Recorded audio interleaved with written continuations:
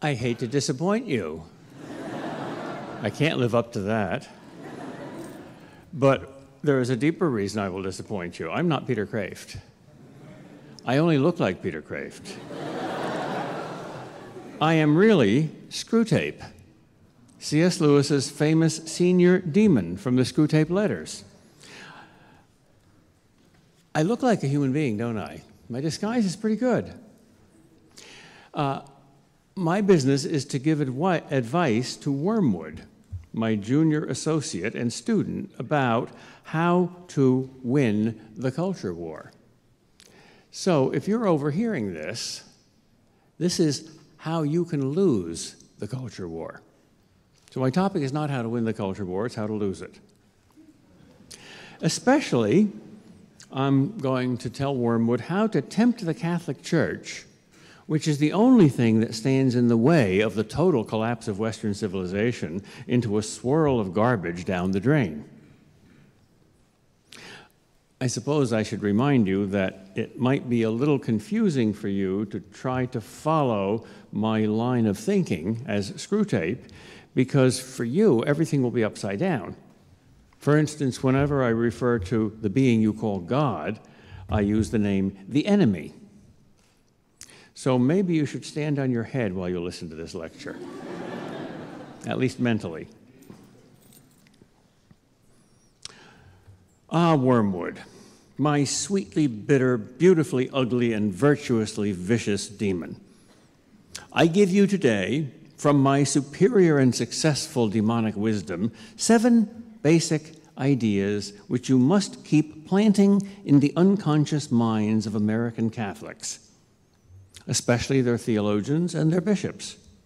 Always remember, Judas Iscariot was a bishop. The first bishop to accept a government grant. I believe it was 30 pieces of silver.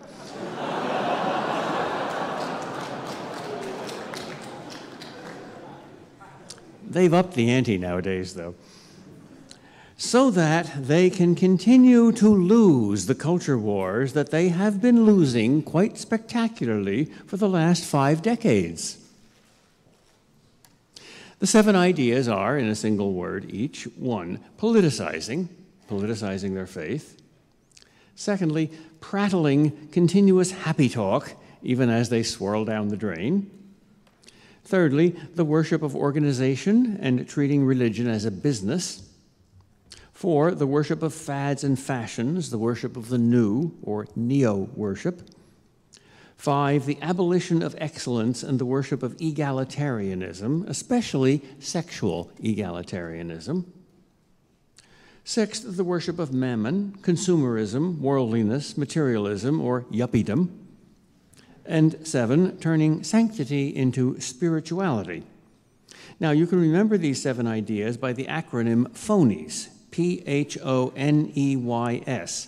politicization, happy talk, organizationalism, neo-worship, egalitarianism, yuppiedom, and spirituality. 7 roads from the real to the phony, from being to non-being, from heaven to hell.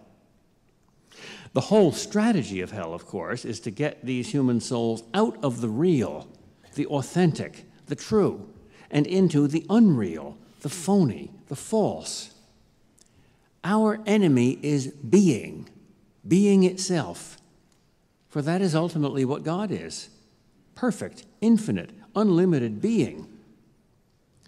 Fortunately, there are many roads from the heavenly heights of being down to the hellish depths of non-being, and those who travel on those roads become more and more unreal. In other words, phonies. So here are 7 ways to turn Catholics into phonies. These 7 are not the only roads, of course, but they are 7 that have worked very well for us in the last 50 years. They are part of our master plan. Of course, you must take care not to let our secret out, not to let any troublemaker reveal what we've been actually doing to them, namely, convincing them to embrace 7 ways to gradually commit spiritual suicide. I will present to you these 7 ways in no particular order except that of the easily remembered acronym, PHONEYS, P-H-O-N-E-Y-S. So we start with P, politicization. We have persuaded most Americans to treat their religion as a kind of politics, and their politics as a kind of religion. In the People's Republic of Massachusetts, the Catholic Church used to be defined as the Democratic Party at prayer. In Iowa, it's the Republican Party at prayer. Treating politics religiously is, of course, a form of idolatry, and all forms of idolatry are deeply gratifying to us. So it doesn't matter to us whether they worship the donkey or the elephant, as long as they don't worship the enemy. You see, they have to absolutize politics because they relativize religion. Everybody needs an absolute somewhere. So we have persuaded many of them to judge their faith by the standard of political correctness, rather than vice versa. To relativize everything supernatural and absolute, and to absolutize something natural and political. Any one particular political agenda will do. And if they do fight an important culture war, like abortion or homosexual marriage or contraception or the sexual revolution, even the traditionalists can often be tempted to use their religion to justify their political goals, to reverse the means in the end. The trick is to get them to focus all their energies on political success regarding their favorite issue, and have them to treat the rest of the faith as a mere means to that end. The most wonderful thing about politicization is that it makes them sacrifice concrete persons to abstract impersonal causes. They can even come to think that they're saints and heroes of charity because their hearts bleed for people they've never met in some faraway place, even while they're neglecting the people closest to them, usually their own family. In other words, it's surprisingly easy to get them to fall in love with humanity instead of their neighbors. You'll be surprised how easy it is to get them to that state of mind where they are genuinely shocked if someone points out to them that not once does the Bible ever tell them to love humanity. That glimmering, glorious, abstract cloud of idealism. But always their neighbor, that humdrum, inconvenient, unspectacular idiot they live with. We have to get them to practice what Charles Dickens called telescopic philanthropy, as if they were looking at the world through the wrong end of a telescope, seeing the things that are near us as far away and things that are far away as near, so that the farther away a thing is, the more passionately concerned they are about it, and the nearer it is, the less they focus on it. Above all, keep them focused on what other people ought to do. Don't let any of them make themselves the object of their own passion. Don't let them demand of themselves that they become saints. Suggest to them that it would be selfishness to work passionately for their own sanctification. Of course, that's the biggest lie in the world, since the essence of sainthood and sanctification is unselfishness. But as one of our most successful disciples, Adolf Hitler, so brilliantly taught, they can often be suckered in by the big lie more easily than by little lies. The second principle is happy talk.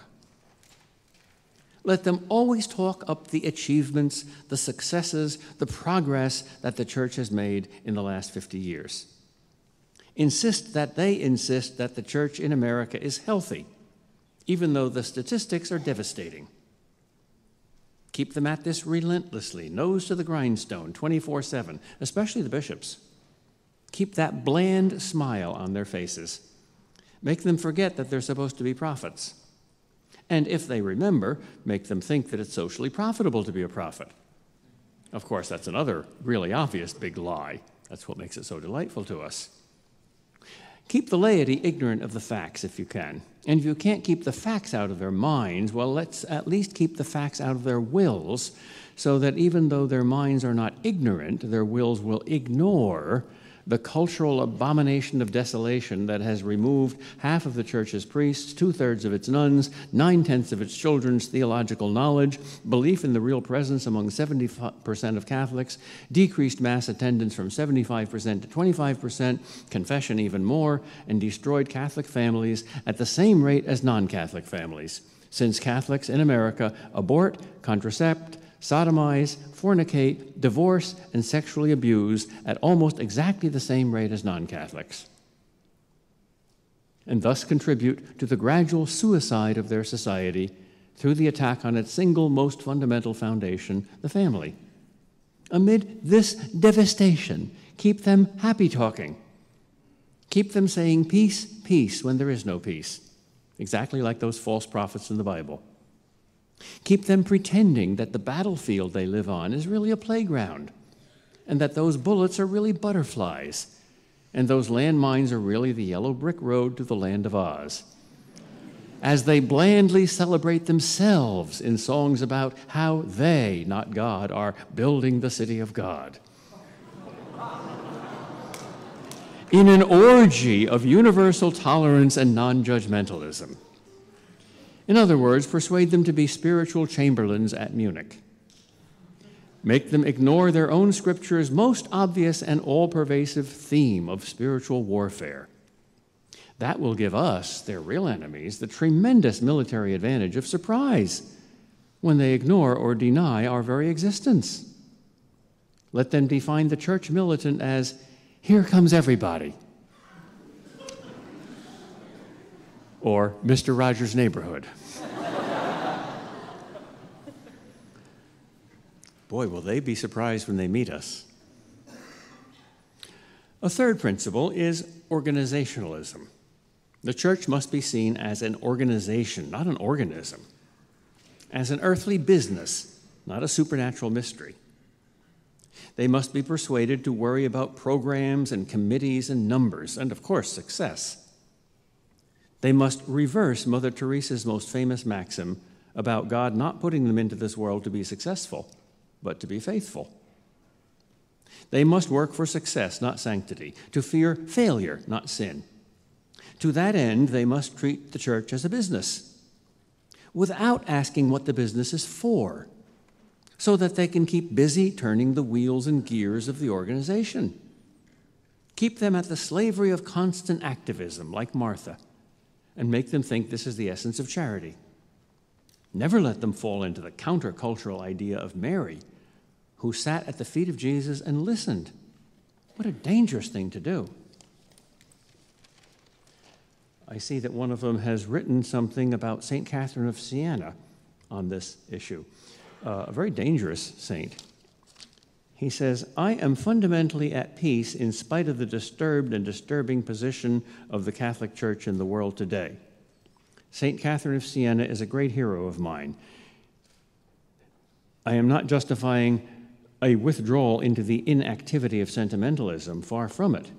But St. Catherine went about her apostolic work, including her fierce criticisms of contemporary ecclesiastical politics, which were quite bad off in her time, with a surprising serenity, a sense that God was in charge, that it was his mercy to allow evils, out of which he would bring greater goods, and that he would inevitably in due time prevail.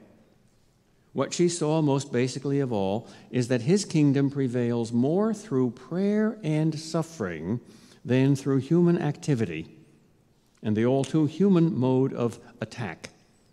I am convinced that all of us, we fallen men and women, find nothing harder to swallow than this idea, for it smashes to pieces all our human conceptions.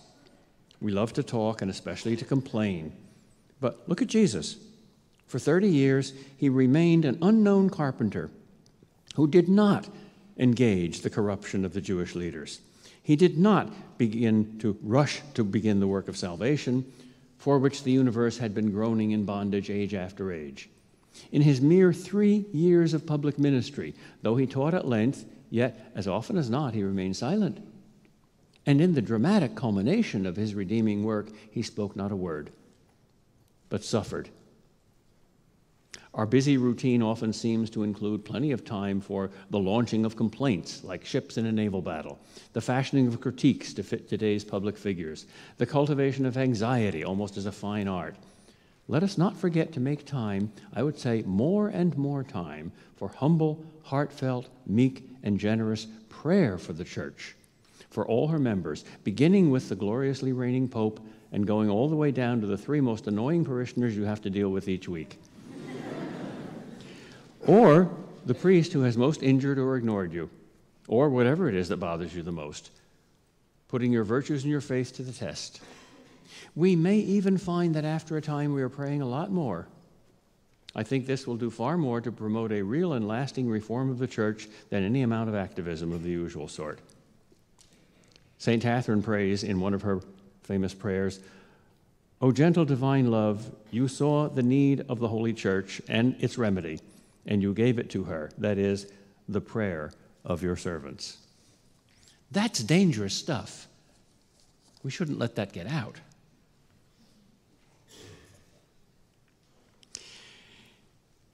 If they must pray, prayer is a very dangerous thing. If they must pray, keep them talking all the time, telling the enemy up to date about what is needed as they see it, advising the enemy about how his business ought to be run, and correcting any of his strange ideas that they just don't understand. Don't just let them sit there and listen.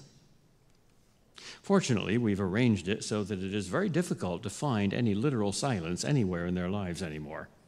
There is always some TV or background music in their minds, if not in their ears. Don't let them read a poem like W.H. Auden's. Faces along the bar cling to their average day. The lights must never go out. The music must always play, lest we know where we are, lost in a haunted wood. Children afraid of the dark, who have never been happy or good. They might just see themselves in that bleak picture and seek out silence and become contemplatives.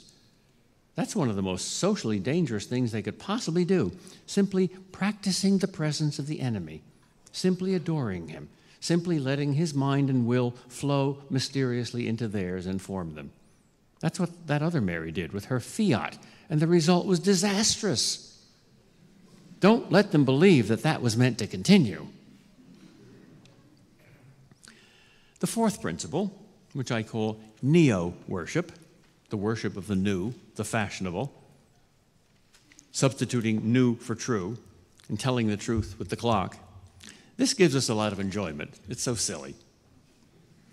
After all, what's new is easily answered by the Holy Writ of newspapers, while Pilate's question, what's true, can then trail off safely into skeptical space, even when it literally is addressed to the face of truth himself standing right there in front of Pilate. If they do come to admit the reality of the culture war and of the need for spiritual warfare, at least you can persuade them to ignore all the strongest weapons that heaven has provided for 2,000 years against us, the principalities and powers of hell, by dismissing them as, quote, pre-Vatican II. Pre-Vatican II, let's see, that would include the Mass, the Eucharist, Eucharistic adoration, frequent confession, traditional devotions to Mary, such as the Rosary, negative things like sin and repentance and sacrifices and fasting and mortification, the infallibility of divine revelation, dogma itself, all the creeds, the lives of the saints.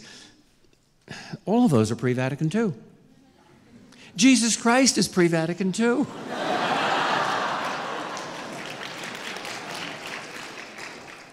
So is the universe by about 13.7 billion years. Another really, really big lie, you see, and they lap it up like good little lapdoggies.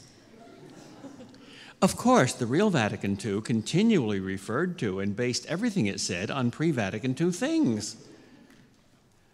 But it's surprisingly easy to persuade them to ignore that uncomfortable fact, since they don't actually read the documents of Vatican II. They read the books of heretics who tell them what the church really said, which is almost exactly the opposite of what she really said. They actually believe their big media mouths, which we have so massively manipulated, because they worship the new. And they worship the new because they believe the big media mouths, the chattering classes. A perfect example of hell's logic, arguing in a circle, like a snake swallowing its own tail.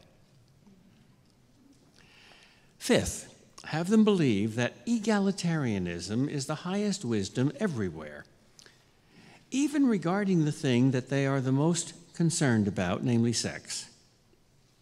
It's a dangerous thing. The enemy invented it, of course, and made men and women superior and inferior to each other. Men are definitely superior to women at being men, and women are definitely superior to men at being women. In fact, this is one of their greatest passions, the otherness of the other. How interesting. Vive la différence.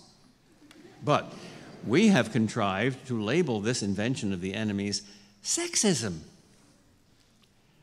and persuade them that they are not really superior or inferior at all, but equal. Thus, the colorful difference between red and green is erased into a boring brown, and the difference between the beauty of black and the beauty of white is reduced to a boring gray. Thus, we have simultaneously made them the most sexualized and the least sexualized culture in history. For on the one hand, we have weakened the moral constraints against uninhibited sex, and on the other hand, we have made sex more boring than ever before by erasing not only the excitement of the constraints, but also the excitement of the spiritual and psychological differences, the otherness, the mystery.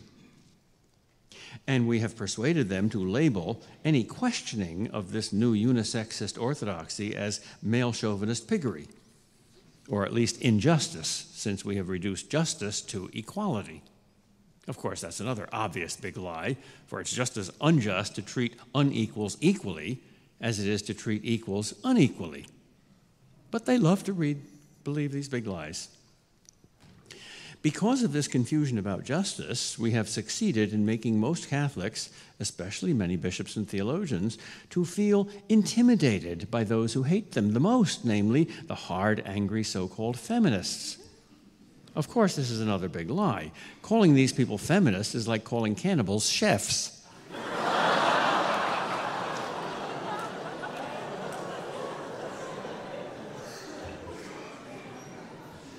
They are the bitterest enemies of everything feminine. They resent their wombs because they want to be as randy and selfish and irresponsible as the men who use them and abuse them. Far more than any male chauvinists do, they hate and fear femininity, God's masterpiece. So naturally, they claim to be the lovers and defenders of it. The big lie again. Adolf, you were a genius. We must help them to replace the Madonna with Madonna as their image of what a woman is. See, that little word, the, separates a saint from a slut.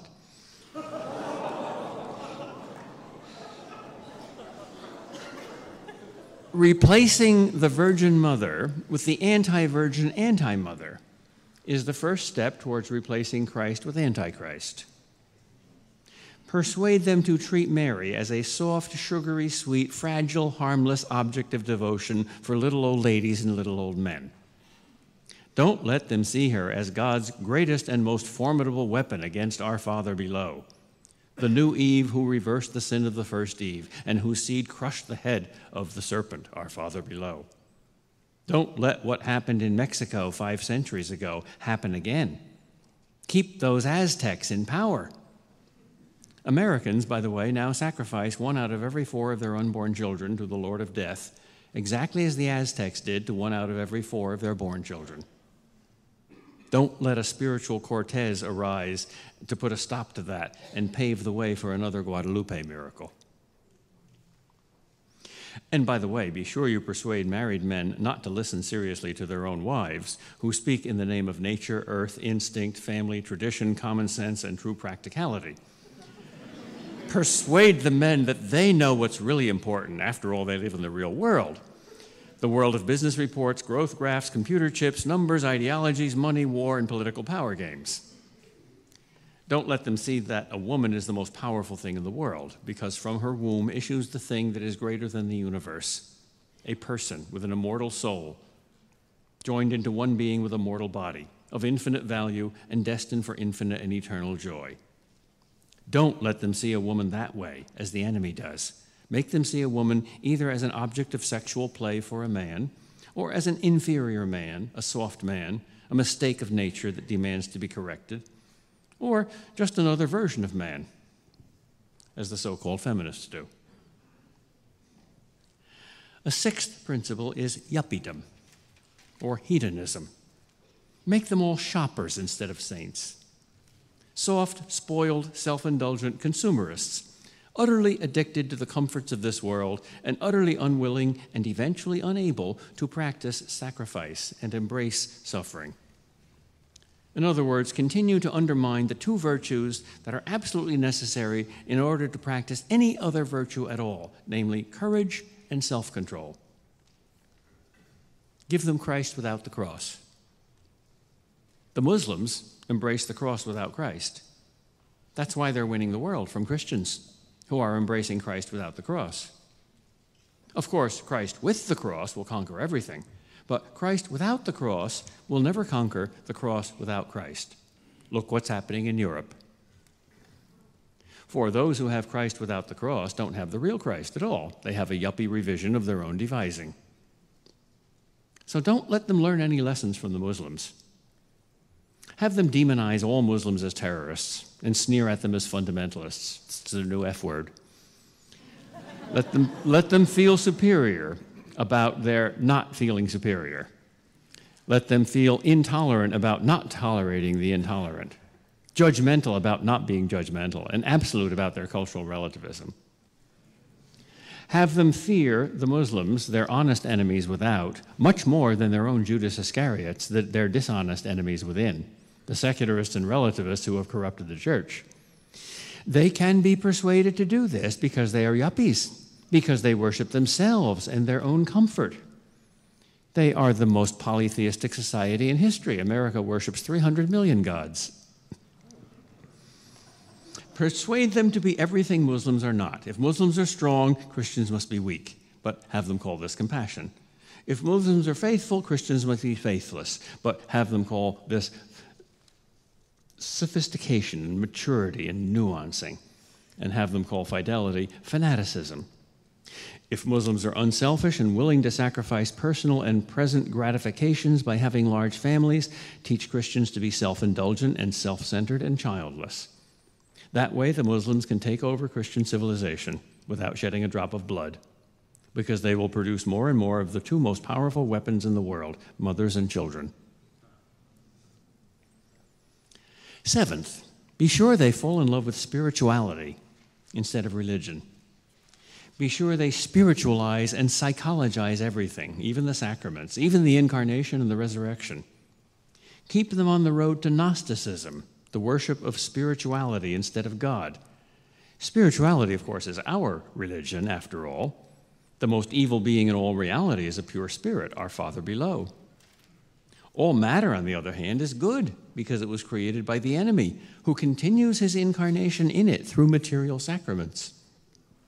So Catholics must be persuaded to substitute spirituality for sanctity, the subjective good for the objective good, subjective truth for objective truth, pop psychology for divine revelation, tolerance for love, fashionable feelings of concern for genuine passion, philanthropy for charity, political correctness for fidelity to dogma, I feel for I believe, what's true for me for what's true, self-esteem for repentance, and the church of cheap grace for the bloody mystery of the cross.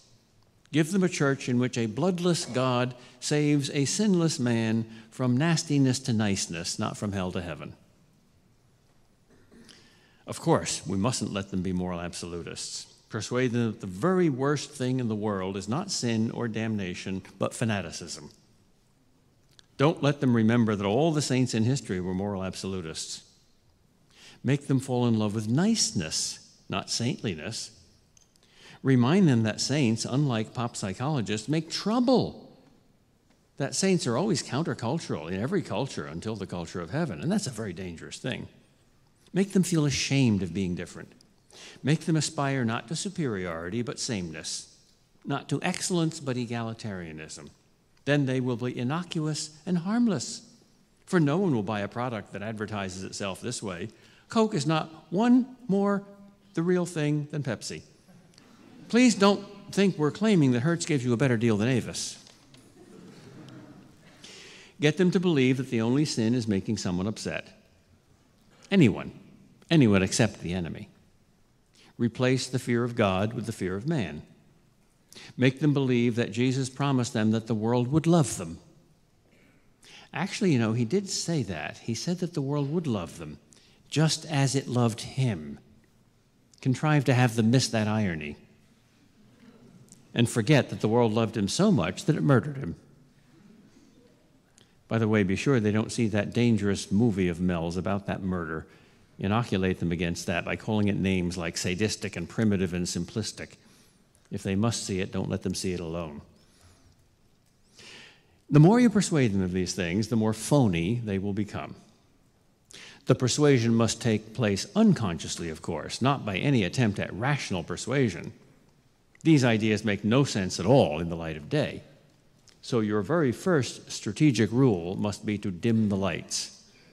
And to that end, we have supplied you with many establishment philosophers who assure their students that the truth is that there is no truth, that it is an absolute that there are no absolutes, that everything is relative except relativism, and that reason is a dead white male European heterosexual religious plot to rape the minds of women and oppress slaves, liberals, and atheists who are the only free thinkers. Remember, the bigger the lie, the more the suckers. Some of you might be confused at this point, so it might be a good idea for me to throw away my devil horns and change hats and give you 7 points of Catholic advice on how not to lose the culture war. Now that we know Screwtape's strategy, we can know something of Christ's counter-strategy. First, with regard to politicization, what does Christ say? Not much. Doesn't have to say much. Give to Caesar what belongs to Caesar's. Give to God what belongs to God's.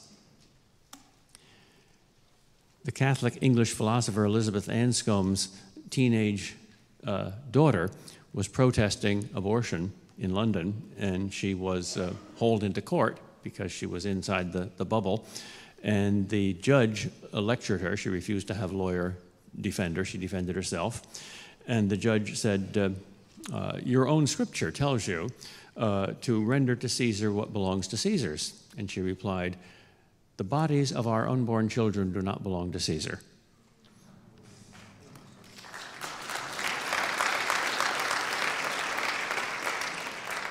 What does belong to Caesar? Dirty coins with his ugly face. Give them to him. And give to God what belongs to God. What's that? Your beautiful soul with his beautiful image stamped on it. Since you're fighting Christ's war, use Christ's weapons. What are they? Not politics. He could have marched on Rome and taken over the world. He didn't do it. Not power. He could have called down 12 legions of angels. He didn't do it. Not pragmatism. He could have made compromises. In the wilderness with the devil, hey, the two of us would make a great team. Nope. Not persuasion by diplomacy. Christ could have won the world easily with all those weapons. Nope. Instead, he let himself be crucified by Caesar. It sounds crazy, but it won something better than the world. It won the next world. And he is asking us to join his kingdom, not Caesar's. Jesus Christ is not running for president. Don't politicize the faith. Don't reverse means and end, natural and supernatural, temporal and eternal. Absolutely nothing wrong with political involvement and social activism and social justice and social peace. All very good things, but they're not God. Only God is God. There is no God but God. La ilaha illa Allah. Let's be at least as wise as the Muslims.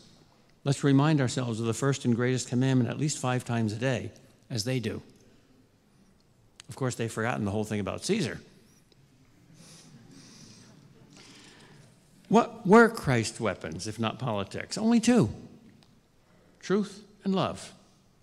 Why? Because that's all God is made of. The Trinity is not a political system. It's a family. And so is the church. Politics, in the end, has to be based on force, on soldiers, cops, and lawyers. Those 3 will be out of a job in heaven. Second, stop the happy talk. You're at war. Shut up and fight.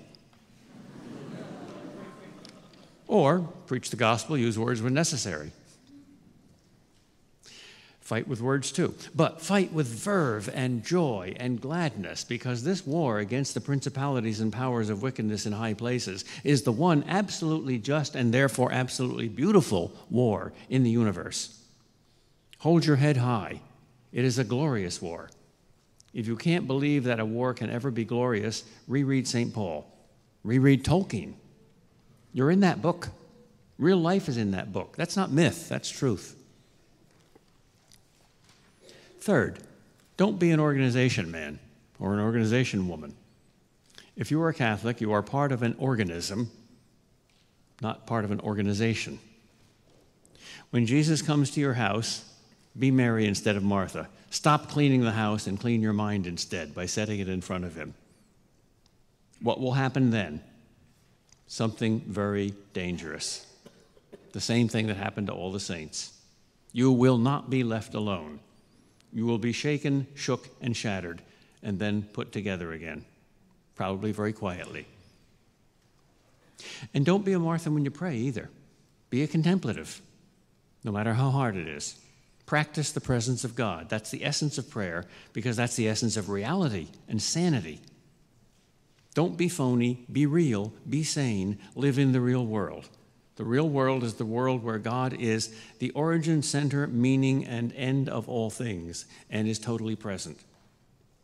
Prayer is the best way to get sane, to condition yourself out of phoniness and into realism. Fourth, forget fashion and neo-worship. Attach yourself not to the clock, but to Christ, who is the same yesterday, today, and forever. Be a Christ absolutist. There is only one absolute in all of human history, one literally eternal reality in all of time, one supernatural reality in all of this natural world. It's the one we still adore in the Eucharist, or at least I hope you do. If you don't, get started immediately. Sacrifice 10 of your 15 minutes with the newspaper each day for adoration. Read not the times, read the eternities. If you give him those loaves and fishes, he will miraculously multiply them. He will do things to you. Fifth, we must conquer the sexual revolution and sexual egalitarianism. I emphasize the sexual aspect of egalitarianism and the egalitarian aspect of the sexual revolution because that's how I get an E into the spelling of phonies. But how do we do that?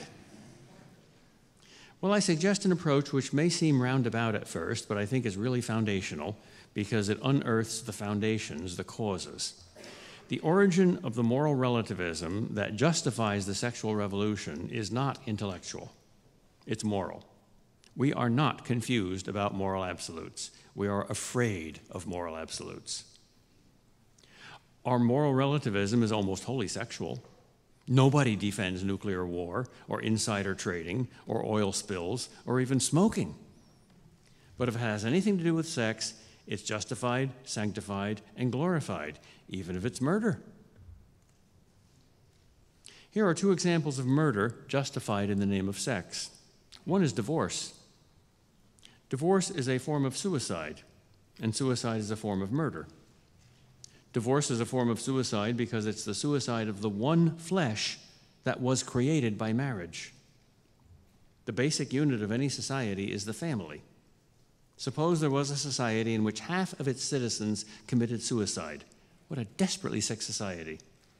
Well, that's us. And the only institution in the world that still says no to divorce is the Catholic Church. Imagine there was some other practice not connected to sex, as divorce is, that had these three very clearly and strongly scientifically documented effects. First, it violated the most serious oath, the most important promise you ever made in your life to the person that you said is the most important person in your life, so that it made you into a liar and a cheater and a betrayer. Why should we believe any of your other promises then? Second, it harmed the innocent children you brought into the world more deeply than anything else except direct physical or sexual abuse. It scarred them for life, and it made it much more difficult for them to be happy and stable persons, in or out of their marriages. Third, it destroyed the single most essential building block of your society and every society in history, namely the family, so that it destroyed not only the new one-flesh person you and your spouse brought into the world and the happiness of the children that you brought into the world and for whom you are responsible, but also your whole society. Would any society tolerate such a thing? Of course not, unless it was a plank in the sexual revolution. Take abortion as the second example. Is there any other example of murdering the innocent that is tolerated in our society? None. Why is this tolerated? Because it's part of the sexual revolution. Abortion is about sex. That's the elephant in the living room. Why does any woman want an abortion? Because her birth control failed. Abortion is last-ditch backup birth control. What is birth control? Birth control is the demand to have sex without having babies. If storks brought babies, Planned Parenthood would go out of business. Every single issue on which there is dissent in the church today is about sex. Feminism, inclusive language, homosexuality, contraception, abortion, fornication, divorce and remarriage, all dissent is about sexual morality. Every argument I have ever had with moral relativists has always come down to that issue in the last resort, 100% of the time. Well, no society of moral relativists has ever survived in the entire history of the world. The real terrorist threat to our society is the dictatorship of relativism. And the origin of moral relativism is the sexual revolution. So what is the answer to the sexual revolution? I'm not going to tell you what my answer is. I'm going to tell you what God's answer is, because God provided one, just as he provided new insights and new creeds for every heresy in history. It's called the theology of the body of Blessed John Paul the Great. Reading that today is like reading Augustine in the 5th century, or Aquinas in the 13th century, or the Council of Trent in the 16th century. It's the big picture, the heavenly truth about sex. It's the plug in the dike of our society that is cracking. Sixth, don't be a yuppie, be a saint. You're not part of the kingdom of this world, you're part of the kingdom of heaven. Learn the moves of your Lord. John describes him as full of grace and truth, like a Michael Jordan layup. Learn his moves, follow them. Forget yourself. Turn your eyes away from yourself and your problem. Keep them on Jesus. Do what he does. Give, sacrifice, love. It's a secret of joy. Try it, you'll like it. And you won't need Alka-Seltzer. There's two kinds of love, of course. There's charity and cupidity. There's giving and getting, agape and eros, love and lust. Selfishness seems to be the way to happiness, but it's really always the infallible and inevitable way to misery. For the very same reason, self-sacrifice out of love seems to be the way to misery, but it's really the guaranteed way to joy. Try it, you'll like it. Experience the thrill of sacrifice. Of course, if you can't do that out of love, don't do it at all, because then it won't give you joy. If you can't give cheerfully, don't give. The Lord blesses a cheerful giver. Why are Muslims growing faster than anybody else in the world today? I think our own scriptures give us the embarrassing answer. Because God promised triumph over both natural and supernatural enemies to all those who obey his will and his law, and he promised defeat to all those who disobey. If Christians continue to abort, contracept, divorce, fornicate, sodomize, dishonor, and lie more than Muslims do, Muslims will conquer the Christian world.